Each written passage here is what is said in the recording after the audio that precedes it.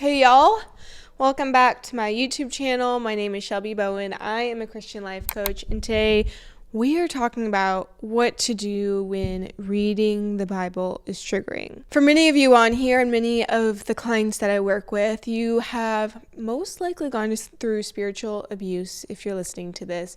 And I want to first give you some assurance that if reading the Bible is triggering for you right now, that's normal. And we're going to talk today about some steps that you can implement to help you overcome those triggers and start to feel comfortable reading your Bible again, talking to God again, and being able to move forward with your life from the spiritual abuse. Before we jump into it, I have a 7-day free devotional, which I have linked down below, and it is a devotional to help you reconnect with God. It has a verse for 7 days, and I give a little bit of context on what the verse means, some prayers that you can pray through, and just a little bit of an encouraging word. So if you would like that free devotional, you can just click the link down below and you will find that there. So I want to start with a little bit of my story, and I'm not going to jump into it. You can find more in other episodes on the YouTube channel, but I want to share with you, I've been where you're at.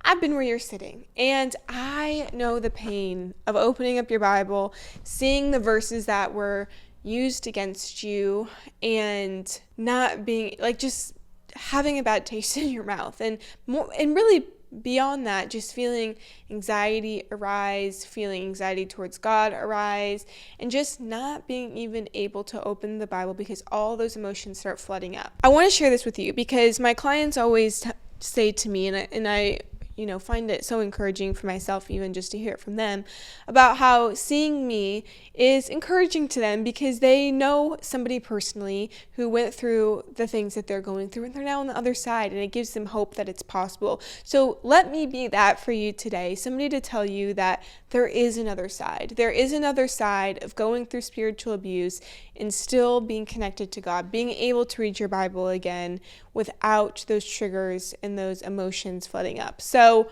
I want to give you that hope, just kind of like that beacon of light in the darkness, that, hey, come over here, I'll help you walk along the way. So how do you get to that place? That's what we're going to start with today. And the first thing that I want to say is journaling through your emotions. One of the hardest things is being able to process and walk through the spiritual abuse, which if you want to talk and work with a coach one-on-one, put my email on the screen and I'll link it down below as well. Maybe it's a therapist, maybe it's a mentor, somebody who you can trust, but walk through and process the spiritual abuse, walk through the trauma, make sure that you're not leaving unprocessed emotions, that you're not pressing those things, suppressing negative emotions, and make sure that you are letting those things come up. And something that you can do on your own is, I have a feeling word list. You can just Google a feeling word list if you'd like, and pick 5 emotions every day and start to write out 5 of the emotions. Maybe you feel disappointed, maybe you feel angry, maybe you feel like a fool, maybe you feel sorrowful, maybe you feel joyful one day, or you feel hopeful.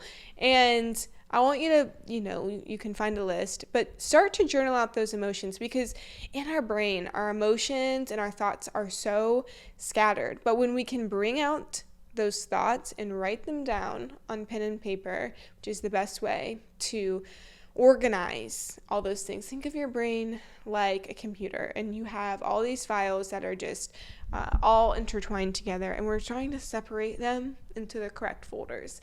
And by processing our emotions, that's how we do that. And when you're picking those emotions, and this is specifically for when the Bible is triggering, pick emotions that display how you feel when you pick up your Bible to read it, when you start praying to God, and start processing those emotions on paper. The next thing I want you to do, which I tell everybody this, and I feel like a broken record, but it's so life-changing that I'm just going to keep saying it. But keep a gratitude journal, keep a gratitude list. I have one journal that I write in, and then each day at the bottom of my journal entry, I just write my gratitude list, and I write at least 2, usually about 2 things that I'm grateful for within the last 24 hours. And what this is going to do is it's going to help train your brain, change the narrative in your mind to see God's true character in nature in your everyday life. Because when we've gone through spiritual abuse, we can adopt these narratives of God, of the Bible, that are often negative, and they're based on our experiences. And so to be able to change that narrative, we have to look at God's faithfulness in our life. And so pick whatever those things, at least two, and it has to be within the last 24 hours. That way you can see this is God's fingerprint on my life, on my day-to-day life, and you start to see his true character, his true nature, and it helps to open up your heart to hear his word, to read his word, to understand the true meaning of those verses that were used and were manipulated against you. Okay, the next thing I'm going to say is allow God to reveal his true character to you. And we just talked about that. But in that time period, it's okay to silence a lot of the voices out there, to silence all those pastors you listen to on YouTube or the voices of 5,000 mentors or friends, and just listen for God's voice. It's okay to silence all those voices and to just be in a place where you're protected under the shadow of his wing and it's just you and him. It's okay to silence those voices, and I actually recommend doing it because it helps us declutter our minds. It helps us to start the page fresh and get all of the confusion out. And there's so many different interpretations and sermons and this and that. And it's just loud.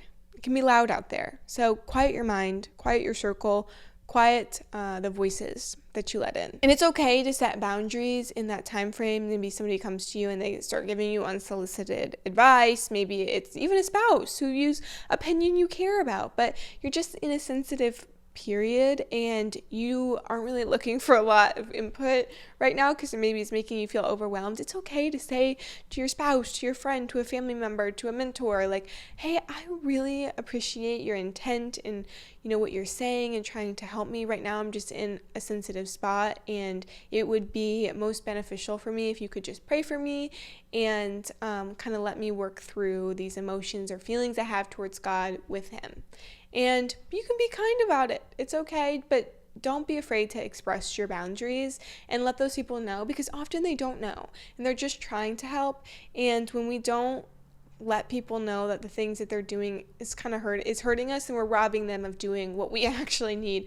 And that's what they're trying to do, is help. Okay, lastly, I want to say, and this is something with the Bible that you can start to do today, is just pick one verse and meditate on that one verse.